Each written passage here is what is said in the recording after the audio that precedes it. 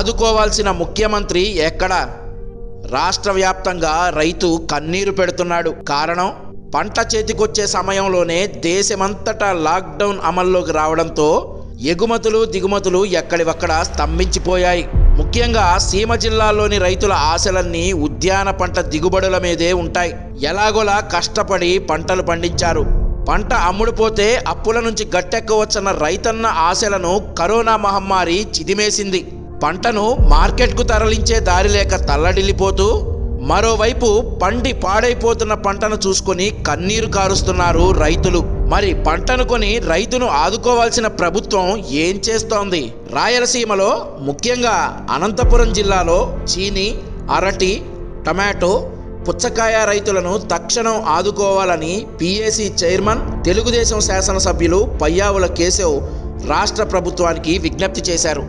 Especially highest horticulture పండేటువంటి area ఏదైతే ఉందంటే అనంతపూర్లో మ్యాక్సిమం ఉరవకొండలోనే వస్తుంది. బికాస్ ఆఫ్ ది మనకి ఉన్న irrigation from both the sides, అంటే హెచ్ఎల్సీ కానీ ఇటు ఆంధ్ర నీవా వల్ల కానీ ఉన్నటువంటి ఇరిగేషన్ వల్ల మ్యాక్సిమం మనకు హార్టికల్చర్ అక్కడ ఉంది. ఇవాళ అరటి రైతుల పరిస్థితి దయనీయంగా మారింది. లాస్ట్ ఇయర్ సేమ్ సీజన్లో టన్ను 18,000తో స్టార్ట్ అయ్యి 14,000తో స్టెబిలైజ్ అయింది.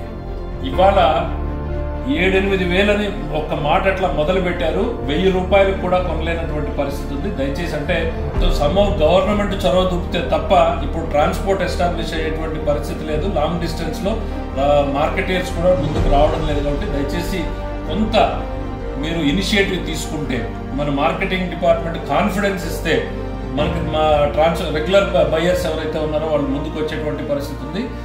కేవలం నిన్న మొన్న ట్రేడింగ్ అయితే 50 పైసలు కిలో తీసుకెళ్లారు. అంటే 18 రూపాయల కిలో, 14 రూపాయల కిలో పోయింది, 50 పైసలు కిలోకి వెళ్తూ ఉంది.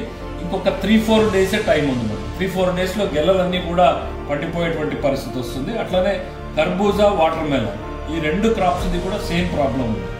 సో దయచేసి కొంత స్టేట్ లెవెల్లో మీరు ఇనిషియేటివ్ తీసుకుని ఆ టాస్క్ ఫోర్స్ లో ఒకరిని అసైన్ చేస్తే ఎంటైర్ అనంతపూర్ జిల్లా బెనిఫిట్ అవుద్ది.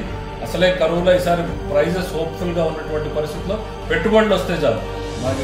మరి రైతులు కూడా ఇవాళ పెద్ద ప్రాఫిట్లు ఎక్స్పెక్ట్ చేయట్లేదు, పెట్టుబడులు వస్తే చాలు అనేటువంటిది అవుతుంది.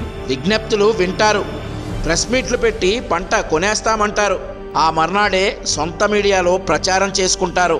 ఒక పక్కన సాధ్యమైనంత వరకు ట్రేడర్స్తో కొనిపిస్తూ, మరోవైపున దాదాపు 2,000 టన్నులు గౌరవ ముఖ్యమంత్రి జగన్మోహన్ రెడ్డి ఆదేశాల ప్రకారం మన మార్కెటింగ్ శాఖ ద్వారా కొని రాష్ట్రం అంతా పంపిస్తా ఉన్నాం. కానీ పొలంలోని పంట పొలంలోనే ఉండిపోతోంది. గత్యంతరం లేక తాము పండించిన పంటను తమ చేతులతోనే నాశనం చేసుకుంటున్న రైతన్నలు ఎందరో. జనానికి పంటను ఉచితంగా పనిచేస్తున్న రైతులు ఇంకెందరో. అయినా ప్రభుత్వం స్పందించదు.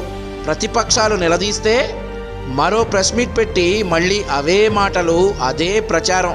పంట మాత్రం పొలంలోనే. రైతు కన్నీరు పెడుతుంటే ముఖ్యమంత్రి గారు ఎక్కడ? పంట కొనుగోలు ఎక్కడ? రైతును ఆదుకోవాల్సిన పాలనా యంత్రాంగం ఎక్కడ? సీఎం గారు మీరెక్కడా?